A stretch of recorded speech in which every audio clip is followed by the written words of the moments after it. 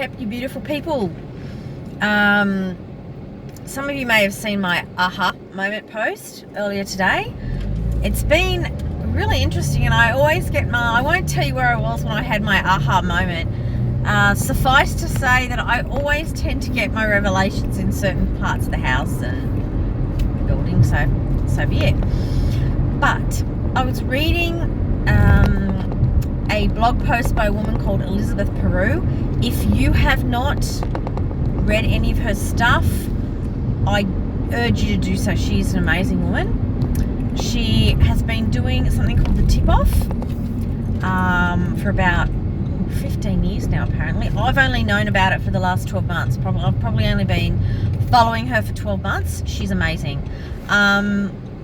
It's like astrology, but it's much more in depth, and her insights are just out of this world. Anyway,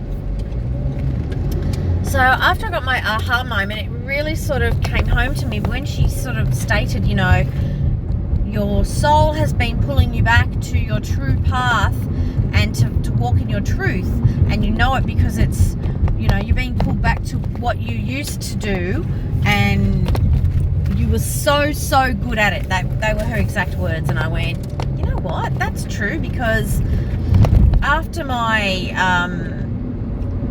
experience with two people who were supposed to be friends of mine and who claimed to be Buddhists and have been apparently practicing Buddhism for a long time, A, they're shit Buddhists, and B, they're not the kind of people that I want to be on a spiritual path with. So it really hurt me what they did, and it took me a long time to sort of get over the hurt. And it was really unusual because I've had other people that I've been close to fuck me over, and I dealt with it a lot better than this time. And I was like, whatever. But it finally sort of smacked me in the face, and it was like, you know what?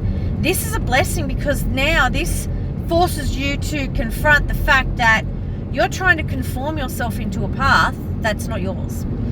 Now, I have a lot of love for Buddhism. I have since year 11 in high school. Buddhism helped me get through my divorce because, you know, the mantras and the meditation really helped.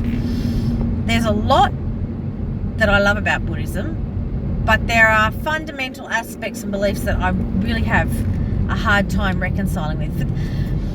Even though the Buddha never actually put it in black and white about whether God exists or not, most Buddhists are atheists, and a lot of the atheists in Buddhism are anti-theists. So I say anti-theists because if you state for one moment even that you're agnostic, or that you believe in a form of God, you will have strips torn off you. And I've noticed it with Western Buddhists. It's the Western Buddhists, because they will sit there and they will, you know, poo-poo Tibetan Buddhism, for example, the woo-woo or the supernatural, as they call it. Now, Tibetan Buddhists use deities and devas in, you know, they believe in them. So you know, Western Buddhists have Westerners, like all of us Westerners, we have a propensity to appropriate from different cultures and to cherry pick in our faiths. And I think that's because Christianity and Judaism, they're the main monotheistic paths that Westerners have been involved in the longest. I know Islam is taking hold, but Islam is not a Western, it hasn't been in the Western countries for as long as Christianity and Judaism, and that's why. I mean, when I was at school, we never learned about Islam. They tacked it on to general religious studies when I was in year 12, but, you know, my generation and previous never learned about Islam. So, you know, it's not as popular, or not as well known, or not as well established, should I say, in Western countries. That is quickly changing. It is one of the fastest growing religions in the West now, but Buddhism's still the fastest growing religion in the West, which I'm quite shocked about. I didn't think it was, but there's nothing wrong with that. And I think Buddhism is the fastest growing religion in the West because people are disillusioned with the faith that they grow up in, mainly in Australia. Christianity, Judaism is not the biggest. It's not very big here. I think we've got Christianity, and then I think Hinduism is the second in Australia. Islam and Judaism are actually quite low down. You wouldn't know that because Islam's very in your face, but it's everywhere. People are working on, actively converting Australians. I've seen it happen with people that I know. Anyway, that's beside the point. Point is, Westerners, we tend to, as I said, culturally appropriate and cherry pick when it comes to our faith. Now, with Buddhism, you've got so many schools of Buddhism. You've got Tibet,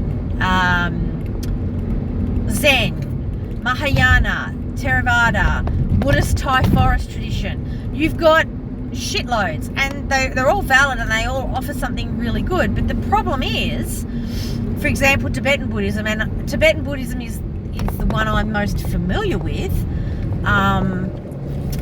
Before Buddhism went into Tibet, they had an indigenous religion called Bon, and it was a polytheistic religion. Now, I find it really offensive for someone, mainly Westerners I've encountered this with, but for anyone, it wouldn't matter. I find it really offensive for them to go, well, I'm going to follow the religion and I'm going to do this, but I think that you're an idiot for believing in the deities and the devas and all these other teachings, especially when they haven't grown up a Buddhist. They've decided to actively pursue this path. What gives them the right to turn around and say to someone who has grown up in the faith and knows the faith better than them that you're believing something wrong? It really shits me, and it's the atheists who come to Buddhism. They want a path and they don't want to have to talk about God, and that's fine. I don't care, it's great.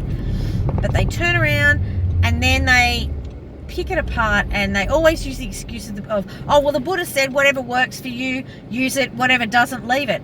No, the Buddha said, don't take my word for it, test it for yourself. Other teachers, other people then added the take what works for you and leave it and attribute it to the Buddha. But I found that, the meditation, Buddhism is a good philosophy and a good tool for me, but I don't think it's my main spiritual path. And I've tried really hard to merge my Judaism with my Buddhism, which is cherry picking in itself. So it's really ironic that I had a bit of a rant then about that. And it's also the fact that I hate that I think, you know what, I can meditate, I can certainly, put the Eightfold Noble Truths into action, because I think they're very important, like right speech, right action, right intent. They're very, very important, and being mindful of everything you do and say is very, very important. But I don't have the same feeling of oneness or identity with everything in the path that I had with Kemetic Orthodoxy. Davening in Judaism, I love Judaism. It's a beautiful religion. I love my Jewish community, and I'm very proud of my Jewish heritage, and I will never deny that. But when I daven in Hebrew or English, as much as it is a beautiful thing, I do not feel the closeness to Hashem that I feel to Oset and to Nedja. And you know what? I can't deny that anymore, and I can't force it to, you can't force a square peg in a round hole, and that's just how I've been. So I have to accept that this is who I am. I am Jewish. I honor and worship Netja, the Kemetic gods. I practice witchcraft. I love it and I'm good at it, and I never really gave it up anyway. So you could call me a Jewitch if you want, who worships the Kemetic gods. And you know what? That's fine by me. That's good. That's who I am. That's my truth. And that's what this whole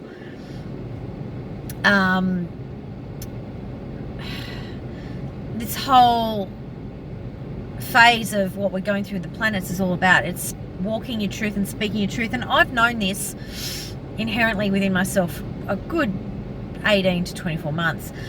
But now I'm at the point where I'm going to have to publicly wear it and walk this path. And it's who I am. I, for a long time, tried to push it down because, you know, my daughter's at school. She goes to a Christian school, which isn't a problem. But I didn't want all her friends to go, oh, your mum's a weirdo and all this stuff. And so I pushed down who I was to protect her at school. And you know what? I'd do it again. I don't regret doing it, and I'd do it again because her well-being is the most important thing in my life. But I can't deny who I am now. And she's almost finished high school, and she has her own identity, and she's very strong in herself, in her beliefs and the faith that she's got, and I'm really proud of her. Like, that's exactly what I wanted to give her. So I'm really, really proud that she's, you know, found her own way, found her feet, found her voice. I'm really proud of her. So now I have to do the same. I've brought her up to be true to herself and everything. Now it's my turn. I have to be true to myself. I can't be a hypocrite. And I'm kind of, it's like a weight off my shoulders. I'm very relieved that, you know, I've named my truth. It also takes me back like 23 years or something to when I first, not came out of the broom closet, so to speak, but when I first took that foray into the public eye of owning who I was. And at that stage, you know, I was a Gardnerian Wiccan priestess. I'd gotten involved with a Gardnerian coven, and I, you know, was working towards my first initiation. I was a novitiate. It was a traditional witchcraft, so we had the traditional initiation process, and, you know, sort of opening up to my parents, my father in particular, and telling him, hey, I'm Wiccan. It was very daunting. He had a great response. My father is an amazing man. Both my parents are great. My mother has always been very spiritual. I think that's where I've gotten my curiosity to learn and to grow in myself from my mother. My father was raised Roman Catholic, and I was very scared of telling my dad that I was Wiccan. And to my father's credit, he actually read a couple of books on Wicca. A couple of days later, he said, you know what? I don't agree with it, but I accept that you believe it, and I'd rather you have faith in something than nothing at all. And that stuck with me, and I guess that's why I've always been very open-minded and understanding of people of different faith. And that's also why I've wanted my daughter to